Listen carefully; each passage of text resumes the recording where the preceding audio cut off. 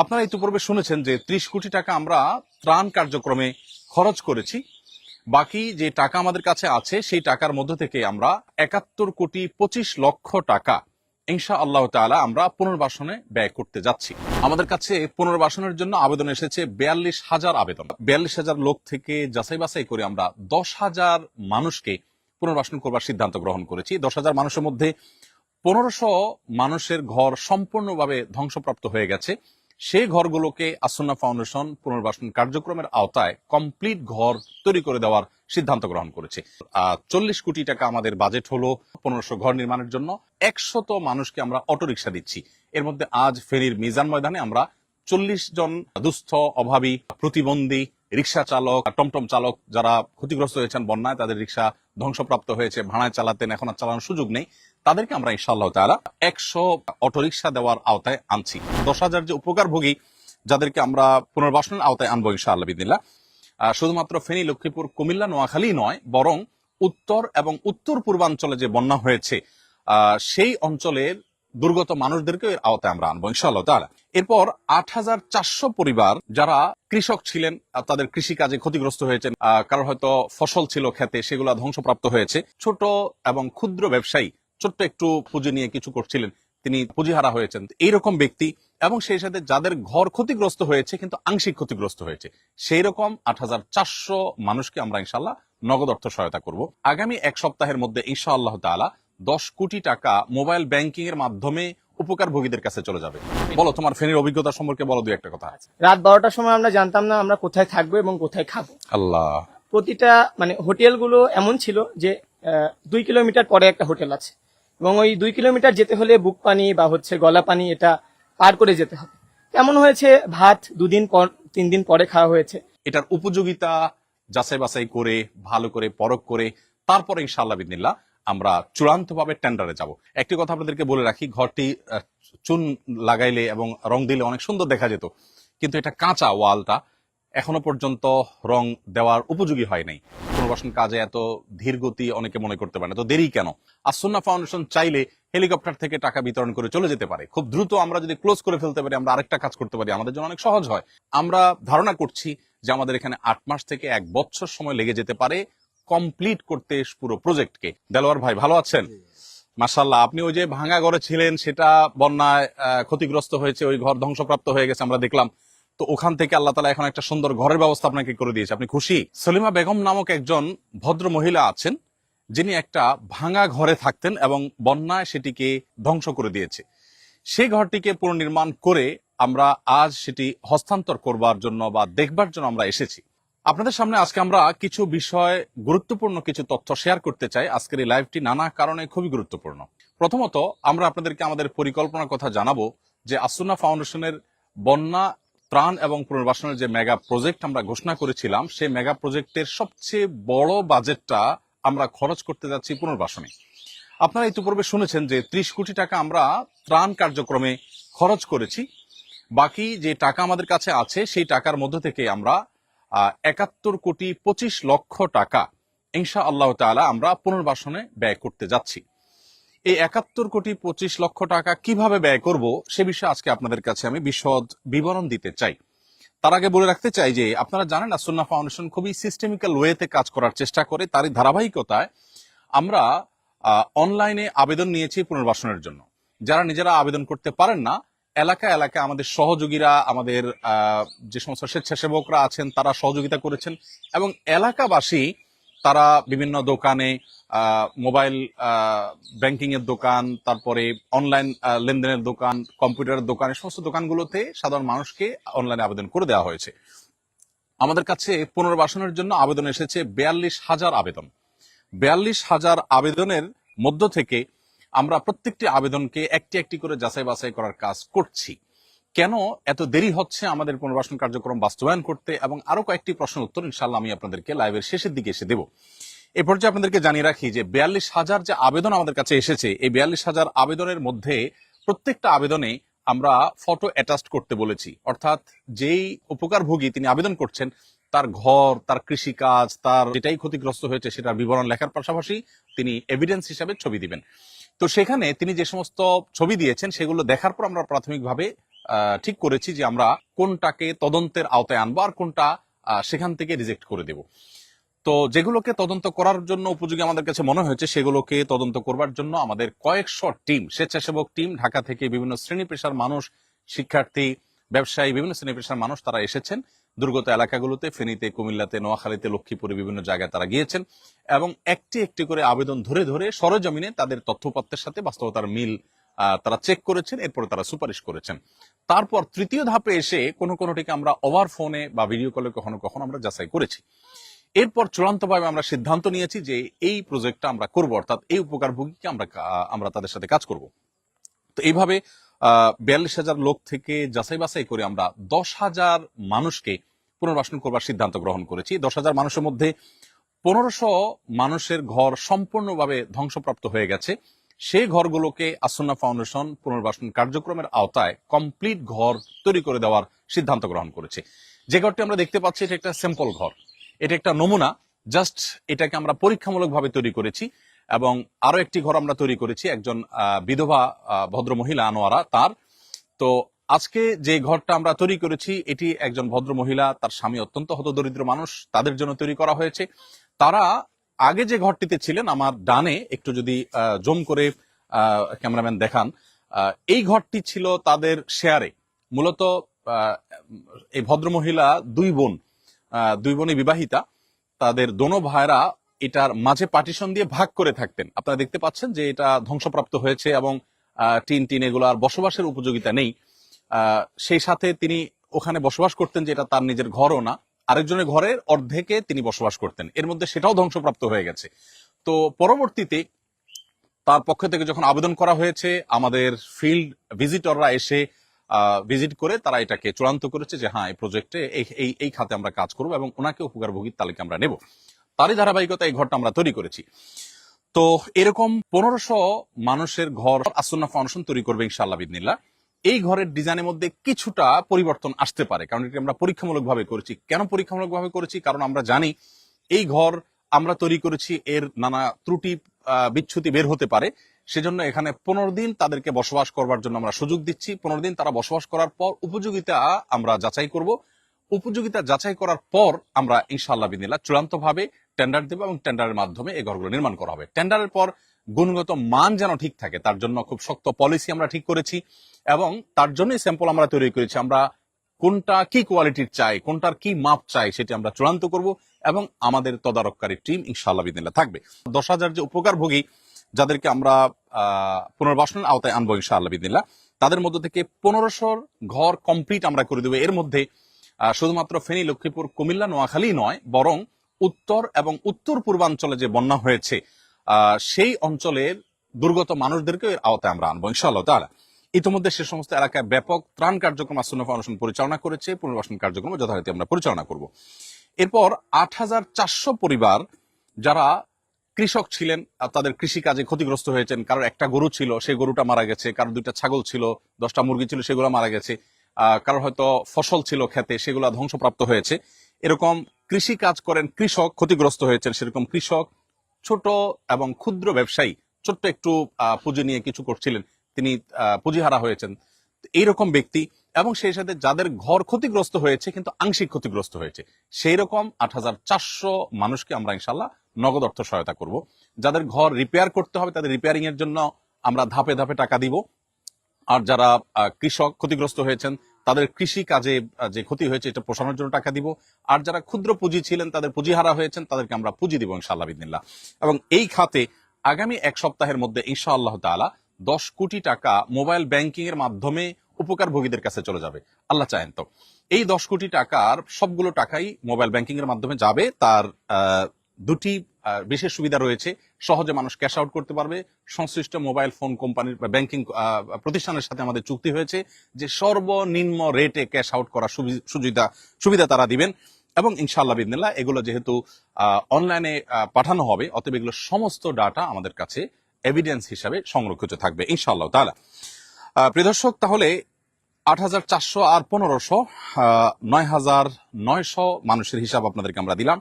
আর 100 মানুষকে আমরা অটোরিকশা দিচ্ছি। এর মধ্যে আজ ফেনীর মিজান ময়দানে আমরা 40 জন দুস্থ, অভাবী, প্রতিবন্ধী, রিক্সা চালক, টমটম চালক যারা ক্ষতিগ্রস্ত হয়েছেন বন্যায়, তাদের রিক্সা ধ্বংসপ্রাপ্ত হয়েছে, ভাড়ায় চালাতেন, এখন আর চালানোর সুযোগ নেই, তাদেরকে আমরা ইনশাআল্লাহ তাআলা 100 অটোরিকশা দেওয়ার আওতায় আনছি। এবং প্রত্যেকটা অটোরিকশাতে আমাদের খরচ হয়েছে 1,25,000 টাকা। তার মানে এখানে 1,25,00,000 টাকা আমাদের খরচ হয়েছে। তো এখানে 40টি রিক্সা আজকে আমরা বিতরণ করেছি, হস্তান্তর করেছি। ধারাবাহিকভাবে ইনশাআল্লাহ কুমিল্লা, ফেনী, নোয়াখালী, লক্ষ্মীপুরে আরো 20টি করে রিক্সা আমরা বিতরণ করব। তাহলে সর্বসাকল্যে 1500 কমপ্লিট ঘর আমরা নির্মাণ করছি 71,25,00,000 টাকার মধ্যে। আর 8,400 কৃষক এবং ক্ষুদ্র ব্যবসায়ী এবং ঘর আংশিক ক্ষতিগ্রস্ত হয়েছে তাদেরকে আমরা ইনশাআল্লাহ নগদ অর্থ সহায়তা করব। আর 100 অটোরিকশা চালক এবং অন্যান্য শ্রেণী পেশার বিভিন্ন অভাবী মানুষদেরকে 100 খুব মজবুত সুদৃঢ় ব্যাটারি চালিত অটোরিকশা দিব, যেটা শহরে তারা চালাবেন না, তারা এটা চালাবেন গ্রামে, এবং হাইওয়েতে তারা কোনো অবস্থাতে চালাবেন না, সে মর্মে চুক্তি তাদের সাথে, এবং উপকারভোগী সেভাবে আমরা নির্বাচন করেছি যেন গ্রামে সেটি চালান তারা। তো এ হলো আমার কাছে পাওয়া আপডেট। আমরা আল্লাহ যদি তৌফিক দান করেন আমাদের পুনর্বাসনের সার্বিক কার্যক্রম শেষ করে আপনাদেরকে আমরা জানাবো ইনশাআল্লাহ তাআলা। এখানে আমাদের এই কাজ তদারকি করার জন্য আমাদের টিমের সদস্যরা আছেন, দীর্ঘদিন থেকে তারা কাজ করছেন, আমি তাদের সাথে আপনাদেরকে পরিচয় করাবো। এবং সেই সাথে আপনাদের কিছু প্রশ্ন থাকতে পারে, আমাদের পুনর্বাসন কাজে এত ধীর গতি অনেকে মনে করতে পারেন, তো দেরি কেন? অনেকে আশা করেন যে আরো আগে আমরা শেষ করে ফেলি না কেন? আবার অনেকে আবেদন করেছেন কিন্তু আপনাদের কাছে আসলে যায়নি, আবেদনকারী হিসাবে আপনাদের কাছে আমাদের তথ্যপত্র যাচাইকারী ব্যক্তি যায় নাই, কেন যায় নাই? আপনাদের অনেকের প্রশ্ন থাকতে পারে। তো এই প্রশ্নের উত্তর আমি দেবো ইনশাআল্লাহ। আমি মনে হয় প্রসঙ্গত বলেই ফেলি, অনেকে আবেদন করেছেন কিন্তু আপনার কাছে আমাদের ফিল্ড ভিজিটররা ভিজিট করতে যায় নাই। আপনি হয়তো মনে করছেন কেন আমাকে ইগনোর করা হলো। মূলত যে ছবি দিয়ে আপনি আবেদন করেছেন ওই ছবি দেখে অনেককেই উপযুক্ত মনে হয়নি আমাদের তদারককারী কর্মকর্তার, যার কারণে সেগুলো আসলে আর যাচাই বাছাই করার প্রয়োজন হয়নি। আবার অনেক জায়গায় এখনো যাচাই বাছাই চলছে, কারণ 42,000 আবেদন একটি একটি করে যাচাই বাছাই করা অত্যন্ত সমস্যা সাপেক্ষ ব্যাপার, এত লোকবল আমাদের নেই, আপনারা জানেন। দ্বিতীয়ত, কেন এত বিলম্ব হচ্ছে পুনর্বাসন কার্যক্রম কমপ্লিট করতে? এর উত্তর হলো, টাকা নষ্ট করা খুব সহজ, টাকা খরচ করা খুবই কঠিন একটি কাজ। আসুন্নাহ ফাউন্ডেশন চাইলে হেলিকপ্টার থেকে টাকা বিতরণ করে চলে যেতে পারে, খুব দ্রুত আমরা যদি ক্লোজ করে ফেলতে পারি, আমরা আরেকটা কাজ করতে পারি, আমাদের জন্য অনেক সহজ হয়। আসুন্নাহ ফাউন্ডেশন মসজিদ কমপ্লেক্সের কাজ অনেকটা থেমে আছে, থমকে আছে, এবং সেই প্রজেক্ট যিনি দেখাশোনা করতেন, সেই সাইড ইঞ্জিনিয়ার, তাকে এই ঘরগুলো নির্মাণের জন্য তাকে এখানে পাঠানো হয়েছে। আমরা মূলত চাচ্ছি যে জিনিসটা ভালো করে হোক। 42,000 আবেদনের একটা একটা করে প্রত্যেকটাকে যাচাই বাছাই করা, ফিল্ড ভিজিট করা, তারপর ফাইনাল করা, তারপরে ইমপ্লিমেন্টে আসা অনেক কঠিন এবং কষ্টসাধ্য একটা কাজ। সিলেটের বন্যায়, 22-এর বন্যায় অনেক প্রতিষ্ঠান বন্যার্থদেরকে রেখে তাদের কাজকাম গুটিয়ে চলে গেলেও আসুন্নাহ ফাউন্ডেশন 8 মাস ছিল সিলেট সুনামগঞ্জ এলাকাতে। আমরা এবার উত্তরাঞ্চলে এবং উত্তর পূর্বাঞ্চলে যে বন্যা হয়েছে, সেই সাথে ফেনী, লক্ষ্মীপুর, নোয়াখালী এলাকাতে যে বন্যা হয়েছে, আমরা ধারণা করছি যে আমাদের এখানে 8 মাস থেকে 1 বছর সময় লেগে যেতে পারে কমপ্লিট করতে পুরো প্রজেক্টকে। আমাদের একটা বিশেষ লক্ষ্য হলো প্রতিটি টাকা সর্বোচ্চ ভালোভাবে যেন ব্যয় হয়। সেখানে আমরা নো কম্প্রোমাইজ জায়গা থাকার কারণে মূলত আমাদেরকে একটু সময় নিতে হয়। প্রিয় দর্শক, আমি আপনাদের অনেক সময় নিয়ে ফেলেছি, আমি একটু তোমার সাথে কথা বলবো। আসসালামু আলাইকুম, ভালো আছো? সে হলো আমাদের সাইড ইঞ্জিনিয়ার, আমাদের আসুন্নাহ ফাউন্ডেশনের যে মসজিদ কমপ্লেক্সের কাজ সে তদারকি করতো, এখন তার তদারকিতে এই ঘরটা তৈরি হয়েছে। এই ঘরটার বৈশিষ্ট্য কি আমাকে বলো, এত উঁচা কেন করা হয়েছে? আমাদের এই উঁচা করা হয়েছে যাতে আমরা সিলিং ফ্যান লাগাইতে পারি, যাতে এই সিলিং ফ্যানটা যদি মানে অরিজিনাল প্রজেক্টে ছিল 9 ফিট 8 ফিট, 9 ফিটে যদি আমরা সিলিং ফ্যান লাগাইতাম তাহলে দেখা যেত যে মাথার সমান চলে আসে।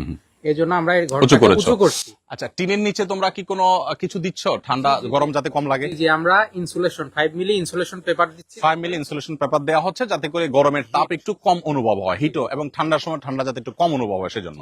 আর কি বৈশিষ্ট্য আছে তোমার? এখানে আমাদের প্রাথমিকভাবে 2টা জানালার কথা চিন্তা করা হয়েছে, কিন্তু আমরা প্রোটোটাইপটা তিনটা দেখাচ্ছি। আমরা প্রোটোটাইপটা করে দেখলাম যে আরো 2টা জানালা আমরা গ্রামের মানুষ একটু খোলামেলা পরিবেশ তারা পছন্দ করেন, তার মানে পরবর্তী ঘরগুলোতে তোমার 5টা করে জানালা থাকছে ইনশাআল্লাহ বিসমিল্লাহ। আমরা একটু ঘরটা একটু দেখবো, ঘরটা একটু ভিতরটা আমরা দেখবো একটু মুফতি সাহেব। এখানে আমরা দেখতে পাচ্ছি প্রিয় দর্শক, এটা হলো খোলা একটা বারান্দার মতো। এই জায়গাটা সাধারণ মানুষ তারা একটু মন মতো, প্রত্যেকটা ঘর তো আলাদা আলাদা এনভায়রনমেন্টে হবে। এটা হয়তো রাস্তার পাশে হয়ে গেছে, কোনটা এটা রাস্তার পাশে হয়েছে, তারও হিস্ট্রি আছে, কারণ তার যে নিজস্ব কোনো জায়গা ছিল না, লোন করে এই জায়গাটা তিনি কিনতে পেরেছেন, এখনো লোনে আছেন। তো ঘর করার তার টাকা তার কাছে নেই, যার কারণে আমরা এখানেই করে দিতে হয়েছে।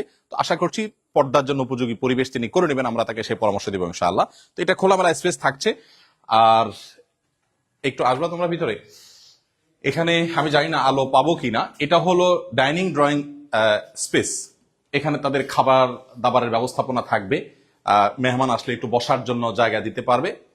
আর এইটা হলো একটা বেডরুম, এখানে আমরা দেখতে পাচ্ছি একটা বেডরুম এখানে আছে। এই বেডরুমটাতে তারা বসবাস করবে, সিলিং ফ্যান যেন দেওয়া যায় এজন্য উঁচু করা হয়েছে, এবং পরবর্তী ঘরগুলোতে এই সাইডে আরেকটা জানালা হয়তো যুক্ত হবে ইনশাআল্লাহ, সেক্ষেত্রে আলো আরো আসবে ইনশাআল্লাহ। এখানে কোনো লাইট লাগেনি।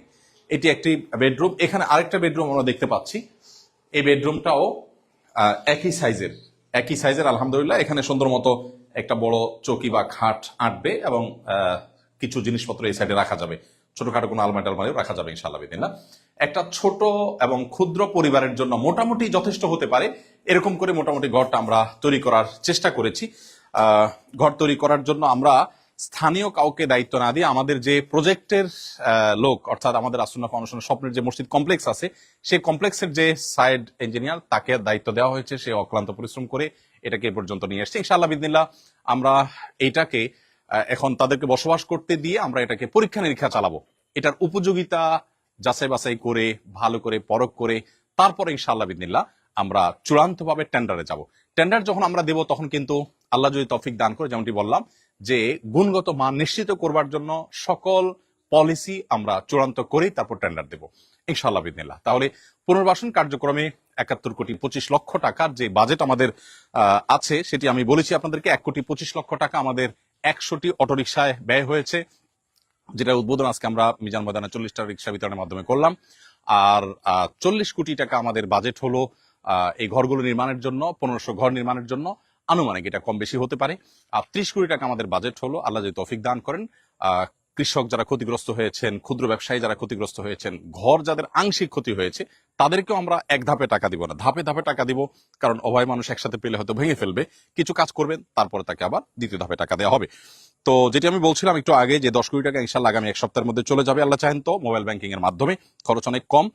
আর কেন বিলম্ব করেছি সেটা আমি আপনাদেরকে উত্তর দিয়েছি, এবং অনেকে আবেদন করেছেন কেন সাড়া পাননি, সেটা আমি উত্তর দেওয়ার চেষ্টা করেছি ইনশাআল্লাহ বিদিনিল্লাহ। এলাকার বন্যা দুর্গত এলাকাগুলোর মানুষের দুর্গতি শেষ হওয়ার আগ পর্যন্ত আসুন্নাহ ফাউন্ডেশন তাদের সাথে আছে, তাদের সাথেই থাকবে ইনশাআল্লাহ তাআলা। এবং এটি শুধুমাত্র ফেনী, লক্ষ্মীপুর, কুমিল্লাবাসীর জন্য নয়, উত্তরবঙ্গে যারা বন্যা ক্ষতিগ্রস্ত হয়েছেন, ময়মনসিংহ, নেত্রকোনা এবং শেরপুরে যারা বন্যা ক্ষতিগ্রস্ত হয়েছেন, তাদের জন্য আমাদের ব্যাপক ত্রাণ কার্যক্রম ছিল। এবং আসুন্নাহ ফাউন্ডেশনের ফেসবুক পেজে গেলে আপনি ডিটেল আপডেট জানতে পারবেন আমরা কি কি করেছি ইনশাআল্লাহ বিদিনিল্লাহ। পুনর্বাসনের আওতায় তাদেরকে আমরা আনবো, এবং সেই জায়গাতেও আমরা যথারীতি গৃহ নির্মাণের কাজ এবং অন্যান্য কাজ করবো ইনশাআল্লাহ তাআলা। প্রিয় দর্শক, আজ এই পর্যন্ত ইনশাআল্লাহ বিদিনিল্লাহ। আমরা ইনশাআল্লাহ বিদিনিল্লাহ আমাদের ঘর যখন কমপ্লিট হয়ে যাবে, একটি কথা আপনাদেরকে বলে রাখি, ঘরটি চুন লাগাইলে এবং রং দিলে অনেক সুন্দর দেখা যেত, কিন্তু এটা কাঁচা ওয়ালটা, এখনো পর্যন্ত রং দেওয়ার উপযোগী হয় নাই। আমরা যদি তো এইটা যদি আমরা আল্লাহ চাহেন তো কমপ্লিট শুকিয়ে যায়, তারপর আমরা এটাকে রং করব। যখন রং করে দিব তখন দেখতে অনেক সুন্দর দেখা যাবে আশা করছি। সাদা রং করলে ভিতরে কিছুটা আলোর কাজও করবে। আমরা চাইলে এখনই এটাকে চুন মেরে দিয়ে আপনাদেরকে দেখাতে পারতাম, অনেক ফকফকা সুন্দর দেখানো যেত, কিন্তু এটা কার্যকর হতো না, যেহেতু শুকায়নি এখন, এটা রং দেওয়ার জন্য উপযোগী নয়। অতএব উপকারভোগীর এই রংটা কাজে লাগতো না, নষ্ট হতো। তো সেই জন্য আপনাদেরকে আমরা হয়তো খুব সুন্দর চকচকা ঘর দেখাতে পারিনি। ইনশাআল্লাহ বিদিনিল্লাহ কমপ্লিট হওয়ার পর আপনাদেরকে আমরা চকচকা সুন্দর ঘর আশা করি দেখাতে পারবো। আল্লাহ রাব্বুল আলামিন এই অভাবী মানুষের কষ্ট দূর করে দিন। আমি উপকারভোগী ভাইকে একটু ডেকে এনে লাইভটা শেষ করব। আসসালামু আলাইকুম, কি নাম আপনার? দেলোয়ার ভাই, ভালো আছেন? মাশাআল্লাহ। আপনি ওই যে ভাঙা ঘরে ছিলেন, সেটা বন্যায় ক্ষতিগ্রস্ত হয়েছে, ওই ঘর ধ্বংসপ্রাপ্ত হয়ে গেছে আমরা দেখলাম। তো ওখান থেকে আল্লাহ তাআলা এখন একটা সুন্দর ঘরের ব্যবস্থা আপনাকে করে দিয়েছে, আপনি খুশি? মাশাআল্লাহ মাশাআল্লাহ, আলহামদুলিল্লাহ। আপনি কি করেন এমনিতে? চাষবাস করেন, ভালো। তো এখন এই ঘরে আল্লাহর ইবাদত বন্দেগী করবেন, আল্লাহকে ডাকবেন ইনশাআল্লাহ। হ্যাঁ, এবং যেহেতু মহিলারা থাকবে, বাচ্চারা থাকবে, একটু সুন্দর করে একটু বেড়া দিয়ে দিবেন যাতে পর্দার কাজটা হয়ে যায়। হ্যাঁ, সুন্দর করে একটু বেড়া দিয়ে পর্দার কাজটা করবেন। ৫ ওয়াক্ত নামাজ পড়বেন, মুসলমান না? ৫ ওয়াক্ত নামাজ পড়বেন ইনশাআল্লাহ বিদিনিল্লাহ। আল্লাহ তাআলা আপনার রহম করুক। আর জমি যেটা কিনেছেন ঋণে, সেটা কি সুদের ঋণ নিয়েছেন? কিস্তি নিয়ে সুদের ঋণ নেওয়া কি জায়েজ হয়েছে মুসলমান মানুষ? যাই হোক, আমি আপনাকে আর এখানে মানুষের সামনে আর আপনাকে কথা বাড়াতে চাই না। এটা দ্রুত পরিশোধ করবেন, খেয়ে না খেয়ে এখন টাকা জমা জমা এটা পরিশোধ করবেন। আমরা আপনার ঘর করে দিয়েছি, জায়গার বিষয়টা আপনি করেন, তারপর জায়গার বিষয় আমাদের কিছু করার আছে কিনা আমরা দেখছি ইনশাআল্লাহ বিসমিল্লাহ।